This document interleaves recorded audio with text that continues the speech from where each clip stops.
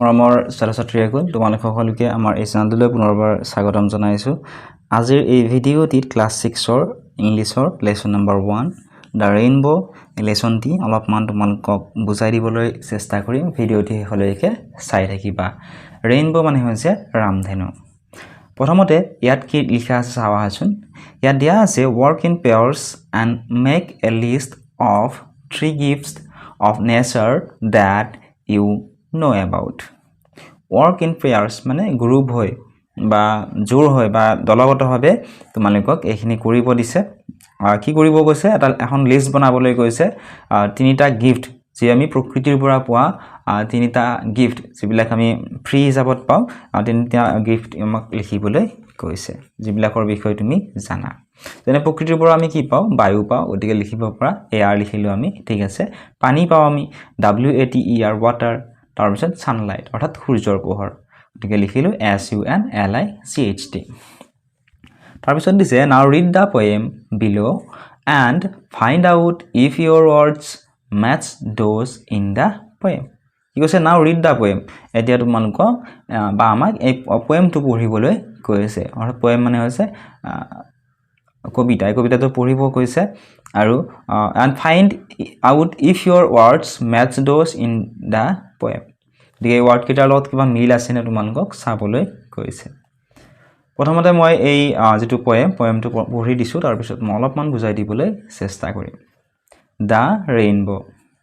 Boats sail on the rivers and ships sail on the seas. But clouds that sail across the sky are prettier far than this. There are bridges on the rivers as pretty as you please, but the bow that bridges heaven and overtops the trees and builds a route from earth to sky is prettier far than this. এই যেটো poem আছে পোয়েমটোৰ poet কবিগৰাকীৰ নাম হৈছে Christina জিঅৰ্জিনা ৰছেট্টি। এবাৰ মই অলপমান বুজাই দিবলৈ চেষ্টা কৰিছো। কি দি আছে চোৱা দা ৰেইনবো মানে ৰামধেনু।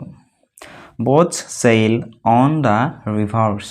boat মানে হৈছে নাও যেটো ইয়াত এস আছে দা নাওবোৰ এখনতকৈ বেছি নাওৰ কথা বুজাইছে ওৰে নাওবোৰ। sail মানে চলে on the rivers. river মানে হৈছে নদী ইয়াত যেটো এস আছে পিছত ওতে বহু বচন বুজাইছে ওতে নদীবোৰ। কি কৈছে boats sail on the rivers.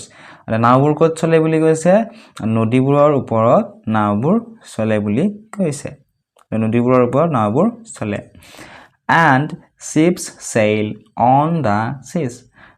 and মানে হৈছে আৰু ship মানে হৈছে জাহাজ এস আছে গতিকে জাহাজবোৰ হ'ব। sail মানে হৈছে চলা on the seas গতিকে sea মানে হৈছে সাগৰ। and ships sail on the seas আৰু জাহাজবোৰ ক'ত চলে সাগৰত জাহাজবোৰ চলে। but clouds that sail across the sky. but মানে হৈছে কিন্তু cloud মানে হৈছে মেঘ that sail মানে হৈছে চলা across মানে হৈছে মাজেৰে the sky মানে হৈছে আকাশ।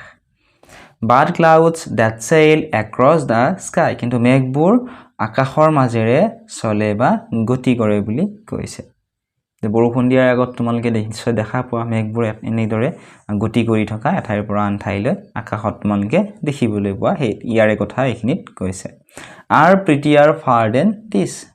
prettier মানে হৈছে অতি ধুনীয়া।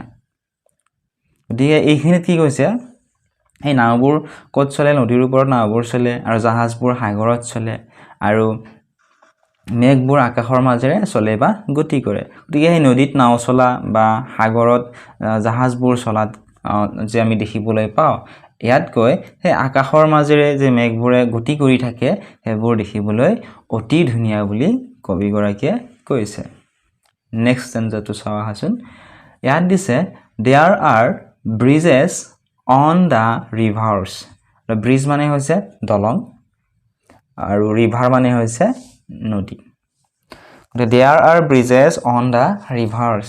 নদীবোৰৰ ওপৰত কি আছে বুলি কৈছে দলং নদীবোৰৰ ওপৰত দলং আছে তোমালোকে নিশ্চয় দেখা পোৱা ব্ৰহ্মপুত্ৰৰ ওপৰতো বহু কেইখন দলং তোমালোকে দেখিবলৈ নিশ্চয় পাইছা ব্ৰহ্মপুত্ৰ নদীৰ ওপৰত ঠিক নদীবোৰৰ ওপৰত আমি ডাঙৰ ডাঙৰ দলং বিলাক দেখিবলৈ পাওঁ as pretty as you please হেইবিলাক ইমান ধুনিয়া দেখিবলৈ ইমান ধুনিয়া এবিলাক দেখিও আমি আনন্দিত হ'ব পাৰো বা আমি সুখী হ'ব পাৰো But the bow that breezes heaven but মানে হৈছে কিন্তু BOW মানে হৈছে ধেনু বা ৰামধেনু বুলি ক'ব পৰা that breeze মানে হৈছে দলং heaven মানে হৈছে স্বৰ্গ কিন্তু ৰামধেনুখন যিখনে নেকি স্বৰ্গলৈ এখন দলঙৰ নিচিনা থাকে ৰামধেনু তোমালোকে নিশ্চয় দেখিবলৈ পাইছা তে এনেকুৱা ধৰণে কি থাকে ওপৰলৈ এনেকুৱা ধৰণে থাকে কবি গৰাকীয়ে হেইটোকে ইয়াতে বুজাইছে যে ৰামধেনুখন যিখন নেকি স্বৰ্গলৈ এখন দলঙৰ নিচিনা